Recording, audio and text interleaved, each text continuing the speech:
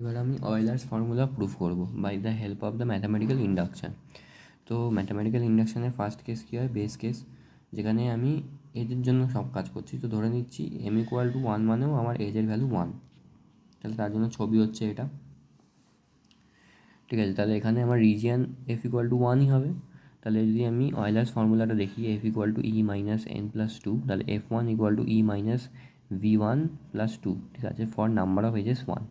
তাহলে এখানে যদি আমি জাস্ট ভ্যালুগুলো পুট করি তাহলে আমার এটা স্যাটিসফাইড। ঠিক আছে, যদি এর ভ্যালু 1, সাপোজ মানে এখানে এম মানে আমি এর জন্যই ধরছি এগুলো। তো নেক্সটটা কী হয়, m=, আমি কে ধরছি, যেরকম আমি ইন্ডাকশানে করি কে নাম্বার অফ এজেসের জন্য। তাহলে Fk=ek−vk+2 ট্রু, ইজ ট্রু। তাহলে আমি এটা ট্রু ধরে নিয়েছি। এবার ভেরিফিকেশান স্টেপ করবো আমি। ভেরিফিকেশান স্টেপ কী করি, আমি m=k+1 ধরে নিই অলওয়েজ। এবারে আমার ব্যাপারটা বুঝতে হবে, অয়েলার্স ফর্মুলা যখন আমি বার করছি আমার দুটো কন্ডিশন আমায় চেক করতে হবে। এক, এমন একটা কন্ডিশন যেখানে আমার দুটো ভার্টিসেসই সেম গ্রাফের মধ্যে হবে। এবার আরেকটাও কন্ডিশন হতে পারে যেখানে আমার একটা ভার্টিসেস হচ্ছে একটা গ্রাফে আর একটা ভার্টিসেস বাইরে, অন্য গ্রাফে বা বাইরে। ঠিক আছে, দুটো কন্ডিশন হতে পারে। তাহলে আমি দুটো কন্ডিশনই আমি ধরবো। তাহলে ফার্স্টে ধরলাম কেস 1, বোথ ভার্টেক্স হচ্ছে ইন সেম গ্রাফ। তাহলে বোথ ভার্টেক্স হচ্ছে ইন সেম গ্রাফ যদি হয়, তাহলে আমি এই যে ছবিটা, ঠিক আছে, gk+1 জন্য দেখব। তাহলে ইনিশিয়ালি জিকে, তাহলে ইনিশিয়াল আর এখানে ভার্টেক্সটা ড্র করার পর দুটো জাস্ট এই চেক করলেই অ্যান্সার বেরিয়ে যাবে। তো জিকে মানে হচ্ছে এফকে এর ভ্যালু এখানে কত, 2, সিকের ভ্যালু এখানে কত, এইচের ভ্যালু এখানে কত, 4, এনকের ভ্যালু এখানে কত, 4, ভার্টিসেস।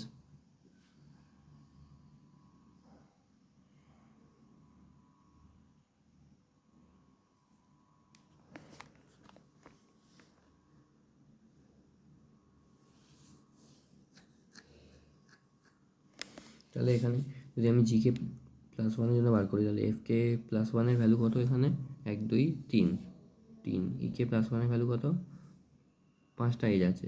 nk+1 ভ্যালু কত, ভার্টিসেস সেমই আছে। ঠিক আছে, তাহলে এবার এটাকে আমি রিরাইট করতে পারি কি, fk+1 = fk+1, ek+1কে কি লিখতে পারি, ek+1, nk+1 কি লিখতে পারি, শুধু nk, সেমই আছে যেহেতু। জাস্ট k+1 জন্য অয়েলার্স ফর্মুলা লাগাবো, লাগিয়ে জাস্ট ভ্যালুগুলো রিপ্লেস করে দেবো। রিপ্লেস করলে আমি অ্যান্সারটা পেয়ে যাবো।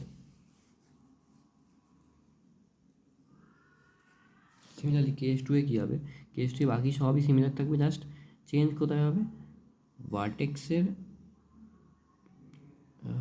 যে নাম্বারটা ছিল সেটা বেড়ে gk+1 5 হয়ে যাবে, কারণ this will be also part of the graph now after k+1।